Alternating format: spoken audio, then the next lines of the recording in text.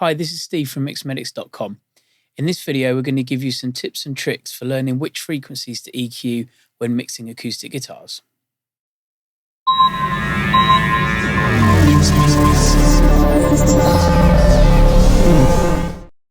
One of the big problems when first learning to mix is understanding the frequency ranges of instruments. We can sometimes hear that something is wrong, but it's hard to pinpoint exactly which frequency we need to act upon, whether to cut to correct the sound or boost to improve the sound. Now, this comes with experience, but I'm going to give you some tips and tricks today to train your ear so you can improve your mixes straight away. Now, it's probably best to listen to these examples with some high quality headphones or good studio monitors. We've got a couple of acoustic guitars here. Now, there's no EQ on these guitars, but there is some light compression. Now, the first thing we can do to try and understand frequencies is to use a frequency analyzer. This gives a graphical representation of the frequencies present in an instrument. Now, Logic has one built into its channel EQ. We just need to switch it on down the bottom left here. So if we play the guitar, and we can see around this area we've got a build up of frequencies around the 100 to 200 Hertz range. Here's our mid-range, and then this is the top end of the guitar tailing away. Now, the bottom left here is a little bit lower. That's because the guitar was recorded with a high-pass filter on the mic preamp. Now, the frequency analyzer is good for getting a general overview of which frequencies are present in our instrument, but it doesn't let our ear hear exactly what each frequency band sounds like. Now, one way we can approximate that is to boost an EQ and sweep it through the frequency range, exaggerating each one as we go. Let's give that a try. So I'm going to boost this band here by 12 dB at around 116 to start. I'm going to sweep this through. So here we are boosting our lower mids. Further into our mid-range. Now we're getting into the frequency range which is often a little nasty sounding. And then we'll get further up towards the high end.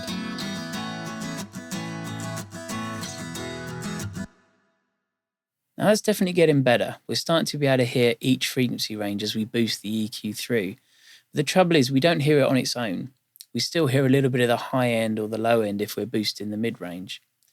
Now, what would be good is if we could solo and hone in on just the frequency we're boosting so we can really start to understand what each frequency sounds like. Now, to do that, we need a plugin that allows us to solo individual frequency ranges. I'm going to use a multi-band compressor, in this case, the Wave C4. Let's give it a try. Now, we've got our C4 open here. This center section is where we can choose what frequency range each band acts over. So here we can drag these sliders along to choose narrow or wide bands. Now, the first thing I want to do is turn up these sliders here, which are the compressor thresholds, because I don't want the compressor to act on the signal. I just want to use the C4 to solo each band. So I'm going to solo this second band here. Now I'm going to put this from about, say, 120 to 500. And then let's play the track.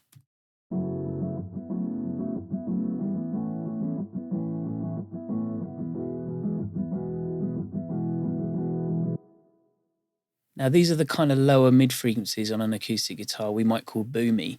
They're the kind of frequencies that often get congested within a mix when many instruments are laid on top of each other. So if this acoustic was part of a larger overall arrangement, we might want to cut those frequencies to create a bit more space. Or if it's a solo acoustic instrument, we might want to leave them in so that the guitar sounds fuller. Now let's have a little look at the bass frequencies. So now I'm going to solo the lower end, and I'm going to slide this slider down so we can hear just where the bass goes to on this acoustic guitar. Now immediately we've got a lot more subby type frequencies.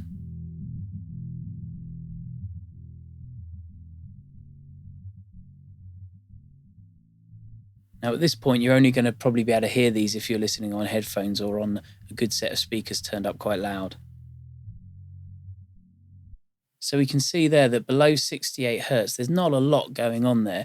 There is some subby bass frequencies, but they're probably not going to make much difference to the sound of the guitar. Now, a lot of those are missing because the guitar was recorded with a high pass filter, but we might want to cut those out in our mix, again, to create some more space at the low end for other instruments. Now let's take a look at the upper mid-range. So let's start with a bottom of around 500 and a top of around 2000.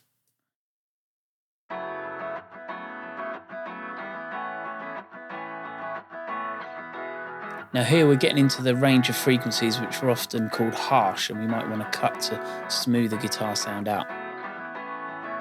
Let's raise the bottom.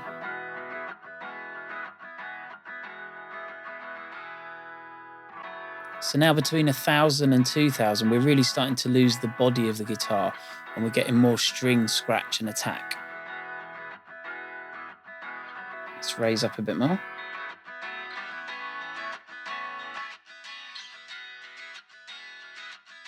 Again, a different sound altogether.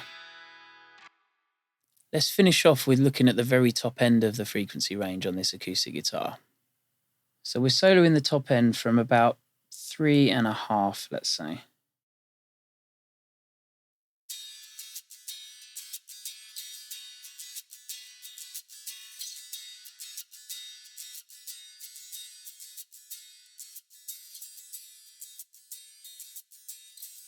So there we can hear by 6.5K, there's very little of the main body of the guitar left. If we were boosting at 12 kilohertz, for instance, we'd really only be boosting the sound of the plectrum on the strings, probably not really helping the sound of the body of our guitar at all. So sometimes it's better to EQ in the mid-range and really zone in on the frequencies that will help or hinder the guitar. So this technique of soloing individual frequency bands is really useful for getting to know what each frequency sounds like in a particular instrument. You'll soon get a feel for what 200 Hz sounds like, 40 Hz sounds like, 3.5K sounds like on all sorts of instruments. Try it on drums, try it on vocals, try it on piano, try it on a full mix. It'll really help you with your EQing going forward. If you need to perfect any stage of your production or mixing process, book an online session at mixmedics.com. We use a combination of screen sharing and a high quality audio link to enable us to hear exactly what's coming out of your studio in real time from anywhere in the world. You can have an experienced audio professional advise you, one-to-one, every step of the way, at mixmedics.com.